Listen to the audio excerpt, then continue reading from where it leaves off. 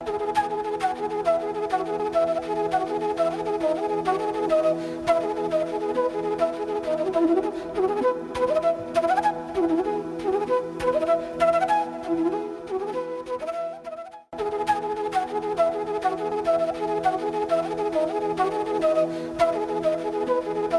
to all of you. I have 4 objectives in my presentation today. One is how to design scientific research. The second is theory. Third is 2 models of designing research. One is theoretical and other is case study. And the fourth is critiques of scientific research. And for this I have made presentations, and I would like to go to the slides if you allow me. Yeah, these are the 4 broad objectives that you can see, and after that I would like to explain what the research is.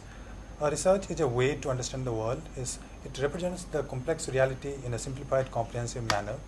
And there are 2 components of research. One is the underlying philosophical assumptions, which is explained in jargons of political science and sociology as ontology, which is nature of existence, and epistemology, which is study of knowledge. And the second is methodology, which is basically the analytical applications. So many of the researches you'll find that either the philosophical part is missing or the analytical application is not very clear.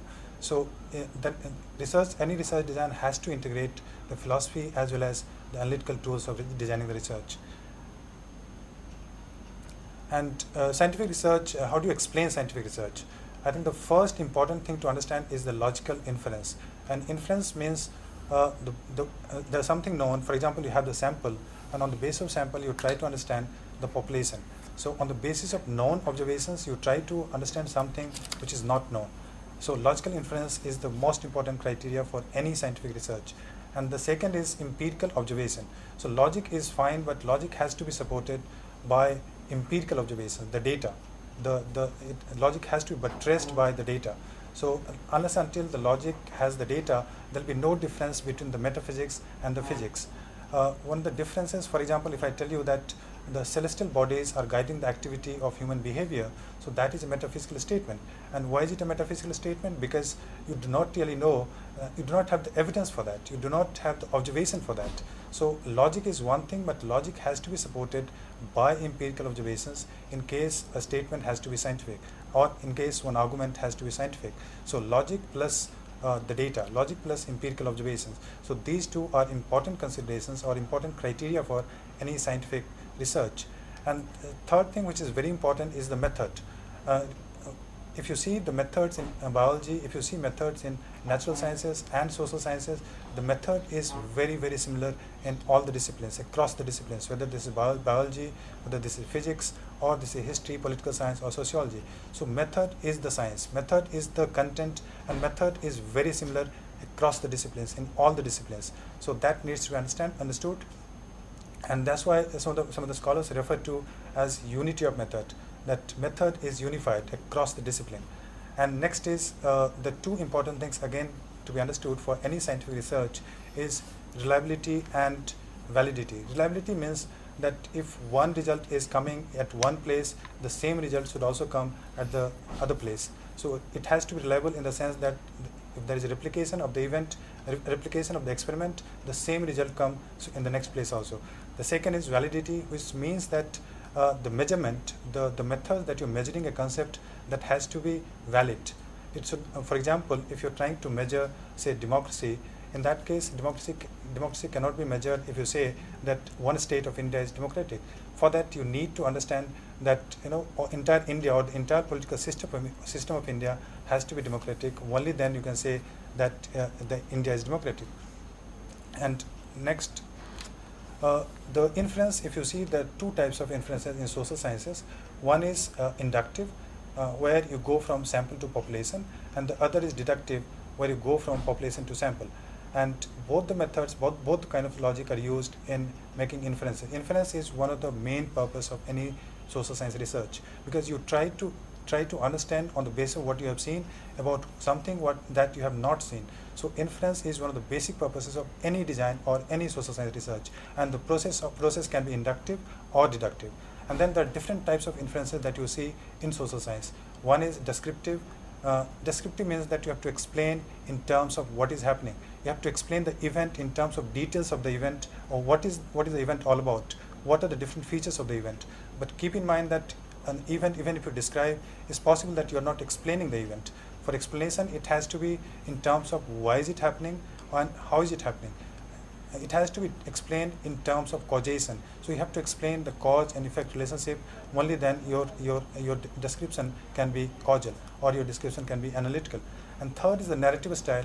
It's more like dialogic interaction, which you see in humanities or literature. For example, if you see the fiction or a literature or a novel, the style is narrative rather than descriptive or causal. So you have three types of inferences here. And now let me get back to the major components of any scientific research. I think the first important thing is to frame critical question. Questioning is one of the important contributions of any scientific research. And framing critical question, although it appears to be very easy, but framing a research question is not a simple task. Framing means you have to be aware of the entire research which has taken place earlier. You have to be aware of the right question so that you can put the right question for the research. And second is you have to explore the underlying philosophical assumptions of the research. For that, you have to have a theoretical background, and you also need to understand some of the basic philosophies in that discipline. And third is you have to estimate the type of data. Once you have framed the question, you need to understand what kind of data do you need to answer the research question. For that, you need to collect the data, or you need to go to the archives, you need to go to the government sources. So there are different ways of data collection, which I'll come later in the discussion. And finally, you have to analyze the data. So these four are the most important components of any scientific research. One is question, second is philosophical assumption, third is estimate the data, and fourth is to analyze the data. And now I'm going to, there are various types of designing research, and I've given here two kind of models. One model is a theoretical model, and classical model number one is the theoretical model, and this is the model which is followed in most of the universities in the world. And this is across the discipline. You'll find this kind of model is used by all the scholars or all the social science and natural science researchers. First, they start with the research question. As I told you, that research question is the primary task. That's the place where you begin your research. So you start with the research question in your mind, and then you go to a review of literature. That what you do once you have the research question in mind, you go to the library, or you meet your supervisor, or you talk to your friends, and then you know that what are the books or what are the articles which have been written on this particular subject, and then you try to read that and try to find out the answers of the research question that you have in your mind. It's quite possible that you, after reading some of the books and literature, you have found the answer, but at the same time, it's quite possible that you are not convinced with the answer which have been given in the books or the literature. In that case, what would you like to do? You would like to go for further research, and your research begins there. If you are convinced, then you probably stop there. But if you are not convinced, then you would like to do some further research. And further research would come with, if you're planning to do a theoretical study, so in that case, you can do two things. One is that you read the literature, and you can take some of the existing theory by the previous scholar. In every discipline, you have some theories, so you can borrow some of the theories, the existing theory, or there is a second option that you formulate your own theory. And I'll explain what is theory in the next slide. But it's important to understand here that your study, you have to understand that whether you're planning to do a theoretical study, or you're planning to do a non-theoretical or case study kind of study. So once you have theoretical study, either you borrow the theory or you formulate a theory. And after formulating a theory, you have to explain the theory. You have to explain what are the major components of theory in terms of causation, in terms of different variables, whether this is independent variable or the dependent variable. So you have to explain the theory. That's very important, because some of the theories are misunderstood or the meanings are very ambiguous. So it's important for any researcher to clarify the different components of a theory. And after that, you formulate hypothesis. And hypothesis is nothing but the correlation between the dependent and independent variable. When I say that, use the term independent variable, that means the cause, and when I say dependent variable, that means the effect. So the one way of formulating hypothesis is that you have to correlate the tentative correlation between the independent variable, which is the cause, and the dependent variable, which is the effect. But you have to keep in mind that some of the hypotheses could be comparative in nature. For example, if I say that China's GDP is more than India's GDP, so in that case, that hypothesis is comparative and which can be tested. but it's not a causal kind of relation. China's GDP is not leading to India's GDP, and it's not a causal hypothesis. It's more like a comparative hypothesis. But there is possible that you can have a third kind of hypothesis, which is just a statement. For instance, if I say that plot A gives a production of 50 kilogram of wheat, so this can be a hypothesis because this can be tested, and this is a testable statement. This is hypothetical statement. So, but this is neither causal nor comparative. So this is the third kind of hypothesis that you have. And keep in mind that hypothesis has to be derived from the theory that you have and from the research question that you have in mind. And some of the researches are also undertaken where you do not have hypothesis. And when I explain the next model, model number 2 in the next slide, you'll understand that how researches can be without any hypothesis, where the research question becomes important rather than hypothesis. But in the classical types of research, whether this is natural science or social science, hypothesis plays an important role. And after hypothesis, you need to go for the data collection. Data collection is very important, and data collection, as I said, it can be, you can use some data set which is available with some of the websites or some of the scholars, researchers, or you can also go to the government website. There are several government websites which have the data, or you can go to the websites of World Bank or IMF or United Nations. They have the data set. You can use one of the data, or else you can formulate or you can collect your own data. Collecting your own data means that you have to go to the field and do the collection. You have to go to the field and collect the data, and for that you need to prepare the questionnaire. And questionnaire is very important. And formulating a questionnaire, I think I'll not go into detail, but there are various ways of formulating a questionnaire. It can be a structured questionnaire, or it can be non-structured questionnaire. If you have a structured questionnaire, in that case you are structuring the responses of the respondent, where you are giving a question and then you are giving 4 options. What is your age? 20 years, 30 years, 40 years, 50 years and above. So in that case, you are structuring the responses of the person, structuring the responses of the people who are responding to your questionnaire. So that kind of questionnaire is a kind of structured questionnaire. But if you say there can be open-ended questionnaire where you ask a question and you do not give the option. For example, you are asking the person which place you come from. He says he comes from Uttar Pradesh. Then you ask where do you live? He says Lucknow. So in that case, your questionnaire is open-ended. And keep in mind that when you're planning to do a quantitative kind of analysis, then a structured questionnaire gives a better perspective. But if you're planning to do a case study or more like a narrative or descriptive study, in that case, structured can be as good as non-structured. So both the structured and non-structured type of questionnaire can be formulated, and both have advantages and disadvantages. You have to learn all of this before you design your research. And then is the process of hypothesis testing, and hypothesis is tested on the basis of the kind of data that you have. It's quite possible that your data is supporting the hypothesis, or is again possible that your data is not supporting the hypothesis. If your data is not supporting the hypothesis, in that case you reject the hypothesis. But if your data is supporting the hypothesis, in that case you accept the hypothesis. And hypothesis testing can be quantitative as well as qualitative. If your data is quantitative, you have to have certain models through which you can test the hypothesis. But if your data is qualitative, then again you can test the hypothesis. And finally, there is a reporting and findings. Whatever findings that have emerged, you have to integrate, you have to see in the terms of the theory that you have developed, and finally you will report that how your theory is substantiated or supported by the data and the findings that you have. So this is one model of research, but keep in mind there are several types of researches, and in this discussion I am talking about just 2 types of researches. One is this theoretical model which I discussed just now, that is being followed by the second model, which is case study. But before that, I would like to explain what a theory is. How do you understand a theory? Because we talked about theoretical model in this diagram, in the last diagram. So now let me explain some of the major components of a theory. How do you understand a theory? I think one of the most important features of any theory is explanation. Explanation is you have to explain in terms of cause and effect. You have to explain what are the causes of a certain event, and that is the most important part of any theory. For example, if you say the Newton's theory of gravity, so it explains that why the objects fall to the ground or why they gravitate towards the earth.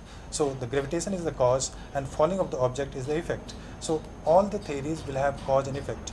If I give you a theory called there is a theory in international politics, and this is known as democracies do not fight. So here, being democracy is a cause and not fighting is the effect. So you have the independent variable and dependent variable, and the theory of democracy do not fight, it tries to explain you in terms of cause and effect. And the second part of any theory, you can test all these assumptions.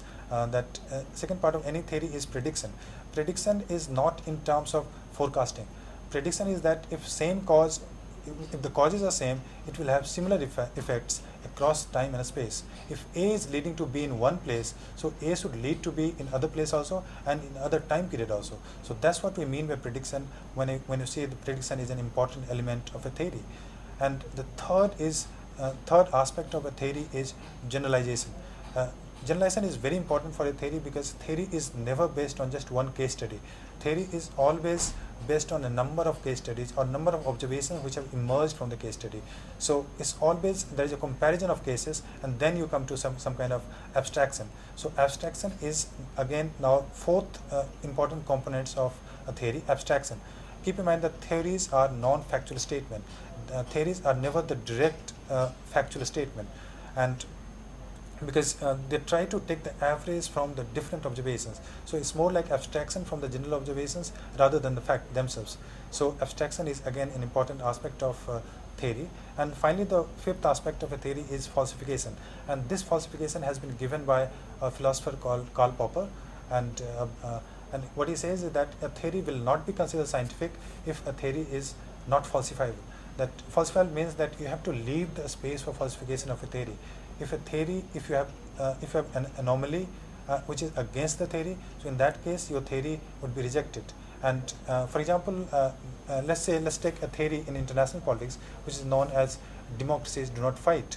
It means that the democratic countries do not fight, and it has emerged from some of the liberal philosophies and liberal scholars that you have in international politics, and they argue that democracy, if a country becomes democratic, the chances of war gets very less. And if you see this theory, this has explanation, because it's explaining that how democracy leads to kind of establishment of peace in the world. And second, it also predicts that if you establish democracies, then the chances of war are very less in the future. The third is generalization, because it tells you about the entire universe. It does not tell that about one democracy or two democracies.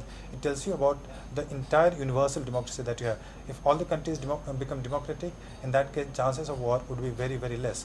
So the generalization is there, and this abstraction, because this is not just the factual observation, this abstraction from the facts that you have. And finally, falsification. If there is an anomaly where you can say that there are two democracies, but they are fighting, so in that case, this theory can be rejected.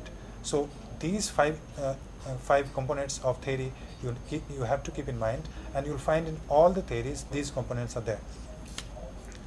Finally, I'm moving to model 2. Model 2 is the case study. The difference between case study and the theoretical study is that in theoretical study it's more like you have broad generalization, broad comparison, and in the case study it's based on one case, or it can be just a few cases where you compare a number of cases. But keep in mind that it has to be a very small number of cases. In case study you cannot have all the cases possible. For example, if I want to study, say, ethnicity and conflict, if that is the research question that I have in my mind, so the first thing I'll do is the question is clear that I want to study the impact of ethnicity on conflict. And in that case, what do? I'll pick up a case. I know that there are several places where ethnicity is leading to conflict, but I would like to pick up one case or two cases, or maybe 3-4 cases. So I'll pick up a case of, say, Kashmir, and I'll try to see that how the ethnic problem or ethnicity is leading to conflict in that place. So I start with the research question in case study model also, and after that you go, as in the first model that you saw, you go to the review of literature, that you go and study the articles and the books that have been written in that area and try to find out the basic argument for that explanation. And then the difference between theoretical study, the previous model, and the case study is here. That in theoretical studies you try to take an existing theory or you try to formulate your own theory. In the case study you do not do that. You do not try to formulate a theory. In fact, some of the case study, there is a huge debate between case study and theoretical studies, and people who do case study, they argue that theoretical studies do not reveal much, or they are not very useful for scientific research. They are not useful for any kind of policy making. So they argue that case study is much more useful as a scientific research than the theoretical study. So the case study, in the one that we are discussing here, so instead of theories of a formulation of theory, you try to pick up a case. You pick up a case and then you go for the field work. Keep in mind that you can go to Kashmir and live for a number of months. You can become a participant observer. But if you have theories, then there are a number of cases which are being compared. In that case, it's not possible to go to all the places and live there for 6 months or 5 months. But if you do just one case study, you can go to Kashmir, you can live there, and you can become a participant observer, and you can also understand the meanings and the symbols, which is not possible in the theoretical study. There's a term called intersubjectivity. The way the two subjects, say the way two Kashmiris behave with each other, so that you can understand only if you go and live there. Theoretical study is more like, you go with the camera, take the snapshot, come back and explain. But cameras might be hiding many things unless until you observe the meanings and the symbols of the interaction. So intersubjectivity is an important aspect that can come only with the case study if you do. In that case, where the meanings and the symbols you can understand, and you can become a participant observer. You will not be behaving like an outsider, and the chances of ethnocentric approach is curtailed here, because you behave as one of the people rather than one who is an outsider. So that is that is field work that you do for the case study. And the next is data analysis. Again, like in case study, by and large, most of the studies are qualitative. That they take certain quotations and use those quotations to explain the argument. But many times you can collect some quantitative data also, although most of the people don't do that, because the people who do cultural studies or people who do in-depth cultural analysis, they are mostly qualitative, and they do not try to analyze in terms of numbers and quantitative ways. But again, some of the scholars also take some field data, quantitative data, and they analyze it. And in that way is similar to the theoretical method. Finally, the findings. Here also, as you did in the first model, that you have to report the findings, and you have to report the findings as conclusion in your paper. So this is the second model that you have, and these two models are the most important models being used in social sciences, and again in some of the natural science, biology for example, as well, case study is used. So these two methods, these two models you can use for your designing your research, and keep in mind that these two are just the basic models, and there are several other models which are being used in social science and communication and media, and which you have to learn further. Now let me take you to tools of empirical analysis, and your data can be analyzed in a qualitative manner or quantitative manner. Keep in mind that your data can be qualitative or quantitative depending upon the research question that you have. If your research question is say the ethics of a person, or if you're talking about the morality of civil society, or if you're talking of certain values of the society, so in that case it's better to have qualitative analysis, because these are normative kind of questions, and these normative questions cannot be easily quantified. So in that case you would like to have qualitative data rather than quantitative. But suppose if you are interested in unemployment rate or unemployment in a society, so in that case this data can be easily quantified, or the level of education in a society, so that data can be quantified, or economic indicators of a society or a country. So this kind of data can be quantitative, and in that case you can have the quantitative data. So qualitative or quantitative data, that will depend upon the research question that you have. That will also depend upon the kind of training that you have. If you are trained to collect the quantitative data, and if you have some of the training to analyze the quantitative data, you might choose for quantitative data. But again, if you do not have training, or if you do not have resources to go and collect the data or find the data, so in that case it's better to stick to qualitative researches. And it would be unfair to say that qualitative or quantitative, which one is better. In fact, qualitative is as good as quantitative, and because the logic of inference, the logic of inductive or deductive method is very similar in qualitative or quantitative. It's just about your convenience, it's just about the research question that you have and the kind of analytical tool that you're planning to use. So that will determine whether you're planning to use qualitative or quantitative analysis. And qualitative will also have descriptive and causal analysis, and quantitative will also have descriptive and causal analysis. And what are the methods of quantitative analysis of data? One is econometrics model. In econometrics model, this is used in economics, and some of the other people are also using it now. Political science is using a lot of econometrics models, and sociology is using a lot of econometrics model. So these models are based on the measurement of basic central tendencies, mean, median, mode. And second is you have to learn correlation, regression, hypothesis testing, sampling, and if you want to know further, logit, probability, etc. So these are some of the tools that you need to learn if you're planning to do econometric modeling. And you have to prepare a data set, or you have to use the available data set which is there either with the government agency or some university or some research scholar. So you have to learn that. Second is survey method. That's another method of collecting the data. In case you are planning to do something, new research, or you do not have the data, or you do not have the access to data, so in that case you like to go and do a survey. And for survey you need to prepare a questionnaire. As I told you, you have to prepare either a structured or non-structured questionnaire, and then you have to go and collect the data. And that is a very popular method for collecting the data. And it in media studies, all the time you go to the field, do opinion polls, exit polls. So that's the way you go and collect the data. And third in the quantitative model is the game theory model. Game theory model is the logical way of understanding the behavior of two or more actors. If there is a game and there are 2-3 actors, so game theory helps you in understanding the behavior of the different actors. This is based on the game of chess, where the motives or the moves of one player, one actor, is based on the moves of the other actor. So you anticipate the behavior of the other actor, and then you take your move. For example, you have to explain, say, India, Pakistan, the nuclear race or the arms race. So in that case, India is planning its defense strategy on the basis of Pakistan's behavior or on the basis of Chinese behavior. So India's motivations or India's experiments are being guided by the motivation of the other actors. So the games of the way the actors behave and how one actor's behavior is based on other actors' behavior, that is one of the simple explanation of game theory, and that is useful in international politics, sociology, and some of the other methods also. So, but for that you have to learn the probability and calculus.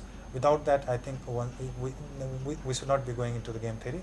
And this is a deductive method. And as I told you, that two logics, inductive and deductive. So game theory uses the deductive method, and this method is gaining popularity in some of the disciplines like international politics and sociology.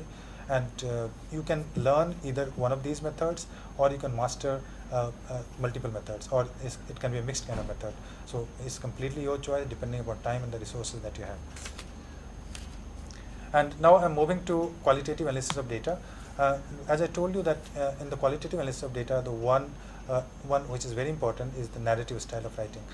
For example, you have literary fictions in English literature or Hindi literature, and that style where there is a dialogue between the two subjects, or there is a dialogue between two actors. So that dialogue is the basic format for narration. So I'll explain something and then you'll respond to that. So that style is the narrative style, and it's used in biographies, it is used in literary fictions. Second is the historical or the process tracing. In history, you try to look into the past and you try to understand the behavior or the actions of the past, or the reasons certain events took place and why that happened, how that happened. And for that you need to understand the process, that how one process led to the other. For example, if you have to explain, say, Indian national movement, and if you plan to do process tracing, so in that case you will say that what are the factors that led to the emergence of Indian national movement.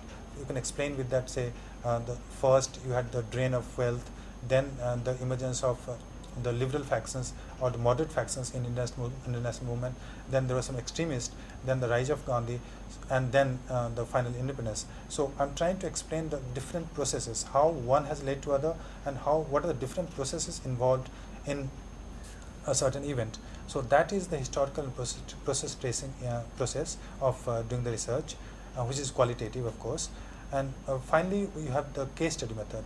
As I told you, the case study method, you select the case and you do an in-depth analysis of in-depth cultural analysis, where you go into the meaning of the event, and you try to understand the symbols and the signifiers. Finally, if you ask me what are the disciplines using different kind of methods, I think most of the disciplines are using mixed method. They're using qualitative as well as quantitative methods, and if you see economics, political science, sociology, anthropology, so all of them are using qualitative as well as quantitative method. But history by and large is qualitative, and anthropology by and large is still qualitative. But some of the people in history as well as case study, history, anthropology, and case study, sometimes you might find that some of the people are using quantitative as well. And now let me take you to paradigms of scientific research in social science. How do you understand paradigm? Paradigm, according to Thomas Kuhn, the way Thomas Kuhn has defined it, paradigm can be understood as grand scientific achievements which guide the researcher in finding the solutions of the problem. It's the grand achievement of a period. So a paradigm is relevant only for a certain period. One paradigm, and as Thomas Kuhn tells you, that a paradigm, there is a shift in paradigm, and that shift is, the process is that revolutionary. Once one paradigm is replaced by the other paradigm, so that process is more like revolutionary, it's not evolutionary. So there's a fundamental break when there's a paradigm shift there's a shift of paradigm from one to other. So for example, when in the science, in physics, Newtonian paradigm was very important, but the moment Einstein's paradigm came, Einstein's theory of relativity came, all the laws of Newton, most of the laws of Newton disappeared. So most of the theories were replaced by a new paradigm when Einstein gave the theory of relativity, if you recall, E is equal to mc square, and etc. In social science, we do not have that big of a paradigm, but what happens is that you have a set of theories which guide the activities or guide the research. If I have to give examples from social science, so one is, for example, liberalism. In liberalism, you have scholars like Mill, Bentham, Locke, and they explain the human behavior. The basic assumption is that they try to explain human behavior in a particular way. They explain the human behavior in a very cooperative manner, and which is opposed to the realist paradigm. If you see the realism, where there are scholars like Machiavelli, Hobbes, Morgenthau in international politics, so they try to explain the human behavior in terms of conflict. They believe that human behavior is very conflictual, and conflict is an essential part of any human society. So as Hobbes has defined the human nature as poor, nasty, brutish, and selfish, so that leads to conflict, and conflict is essential to any human behavior, and this is opposed to the liberal explanation of human behavior, which they found to be cooperative and cooperative. Third is Marxism. Marxism is another paradigm which guides the research in social science, and in Marxism the two things which are very important, one is the economic determinism, that economy guiding the behavior of the state or the individual, and second is the class struggle. Class struggle is an essential part of any Marxist theory. If they have to explain the feudalism to bourgeois society or to capitalism, so they explain in terms of economic means of production and mode of production, and they explain in terms of class struggle. Every society, according to them, is characterized by some kind of class struggle. So this is another paradigm which guide the researchers in social science. And finally, you have critical theory, and one of the most important contribution of critical theory is that it questions the whole concept of knowledge. They ask that whether knowledge is leading to emancipation or not, or whether knowledge is being used by some people to establish control over the other, whether knowledge has become an instrument in the hands of some of the people. So that aspect of knowledge which was not propounded or which were not exposed by the other paradigms, so that has been taken into account, or that has been highlighted by the critical theorist. And some of the scholars of critical theorists are Gramsci, Habermas, and some of the feminist scholars, not all the feminist scholars, but some of the feminist scholars also say that how knowledge is used to establish control over them in a patriarchal manner. So the entire knowledge and theory for who and what, they say that whether knowledge or theory is being used by some people to establish control over the other. So that has become a useful tool of analysis, and that is being used by several scholars in several disciplines. Finally, I'm moving to the critiques of scientific methods, and some of the critiques are known as, you might have heard of the post-structuralism. And here I'm not going to the detail because for that we need probably another lecture. But Derrida's deconstruction, that is one aspect. Second is postmodernism, where you have Foucault and Lyotard and other people, where they have challenged or they have questioned the basic notion, basic assumptions of scientific research that we discussed in the entire lecture. And again, there are subaltern studies and a section of feminist studies and post-colonial studies. So these are some of the groups of scholars which have emerged very important in social science, and they try to challenge the basic assumptions of scientific method. And I'm coming to that. I've taken some of the basic arguments from all these scholars and try to put in the next slide. This is post-structuralism or postmodernism.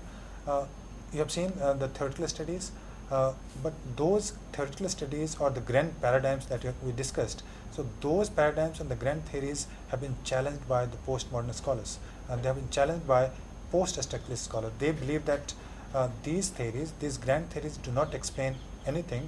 They conceal more than they reveal anything. So those theories have been challenged and questioned by these scholars. And there's a scholar called Lyotard, and the famous phrase is incredulity towards meta-narratives. So those meta-narratives are nothing but the grand theories that that the science and the scientific research tells you to do. That theory or those grand theories have been challenged, and these scholars also challenge the unity of scientific method. As we discussed in the previous section, they argue that we argued that how the method is same in social science and natural science, but that method has been questioned by other scholars, because they say that one method cannot explain all the possible kind of events that you have, and human beings are very reflexive, and there's an amount of intersubjectivity which cannot be explained or which cannot be understood by the scientific method that is proposed by the scientific design of research. So they advocate a pluralism of method, the multiplicity of method, rather than one model or one method of designing the research. And second is the question of notion of rationality and objectivity. They have challenged, because science or the scientific research is based on the notion of rationality. The basic assumption is that individual is a rational human being. So that notion has been challenged, and that notion has been questioned by some of these scholars, postmodern and the post-structuralist scholar. They argue that how the notion of rationality is fallacious, and that need to be challenged. Second, if you see the Western scholars, if you see the scientific writings, and if you see the theoretical writings, what is happening in India, for example, that most of the theories that you see, whether this is liberalism, whether this is Marxism, or this is constructivism or realism, most of the theories are borrowed from the Western categories. They have been developed by the Western scholars, and the categories and the concept that they use, they have evolved in a different context, with this concept of feudalism or capitalism or class struggle. All of them have developed in a Western context, and they do not capture the reality in the Indian world. For example, Indian society is characterized much more by caste rather than class. So why is this anomaly? This anomaly has come because we have borrowed a category which has evolved for a different society. For example, the concept of class Marx developed on the basis of his experience in England and Germany, but that is being used by the scholars here also in India. So that category, or for example, John Stuart Mill and Max Weber and all the categories which are developed in the West, that those categories may not explain the societies which are different or the cultures which are different. And there is a clear-cut hierarchy between the theories which have emerged in the West and the data which is being used from the periphery. So theories are emerging in the West, and data is being supplied from the periphery. So there is a clear-cut hierarchy in the Western world, the developed world, and the developing and the underdeveloped world. So that kind of hierarchy has been challenged by subaltern and some of the other scholars and post-colonial scholars, and they say that, and they argue that how this hierarchy this kind of hierarchy needs to be challenged to overcome. There are two ways. One is that you reverse the hierarchy, that you make the theories from you start giving a theory from these countries. The other way is that you completely displace the system where the hierarchy does not exist. You completely dissolve the system where there is no hierarchy. So these are some of the issues that you need to know, and these are some of the issues which have been highlighted by some of the critiques of scientific method. And for that we need to understand the postmodernism and post-colonial literature, and critical theory also, which has questioned the concept of knowledge. And with this I come to the conclusion of my presentation here. I hope you enjoyed it. Thank you.